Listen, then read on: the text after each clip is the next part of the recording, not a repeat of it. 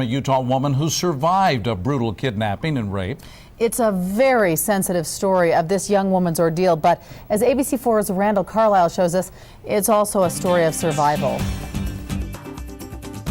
Ruth, Terry, so often we see abductions turn into murder cases.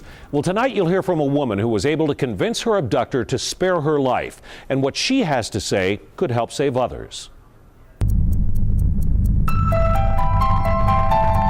This victim was in a great deal of danger. 6 years ago, Stephanie Duke was taken on a ride of terror. She walks out of a call center where she works to get something from her car.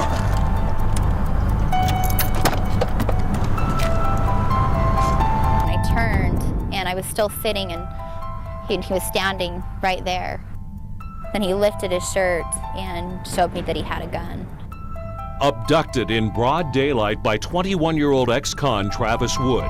He forces Stephanie to drive, first to Magna, then past Utah Lake. Finally, they hit a dirt road. I saw almost nothing in sight, and in my mind, sod is probably a good place for him to basically kill me and dispose of my body. Stephanie's kidnapper then forces her to pull over, and what happens next is every woman's nightmare. He proceeded to take down his pants and then he raped me. And then again, inside I was just dying and screaming for him to stop and waiting for it to end. Back behind the wheel, it's getting dark, and as a last resort, Stephanie tries convincing her rapist that fate brought them together.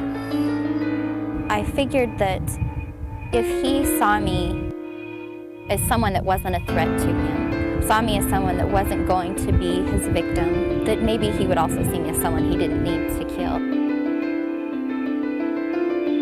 Incredibly, Stephanie's plan works. She convinces him to bring her back to the parking lot where she was taken so she can gather some belongings from her desk. Once inside, a co-worker calls police. Within minutes, Travis Wood is arrested. Today, he is serving 15 years to life, and after 6 years, Stephanie is breaking her silence, hoping her story of survival will help others. I want other women to know that there are many ways to survive. Anything that they can do to get out of a terrible situation, just don't give up. Randall Carlisle, ABC4 News. Thanks, Randall. Now, police say that many women in Stephanie's situation are not as fortunate. However, forensic pathologists say there are some good strategy for thwarting an abduction. All right, here they are. First of all, don't underestimate your vulnerability.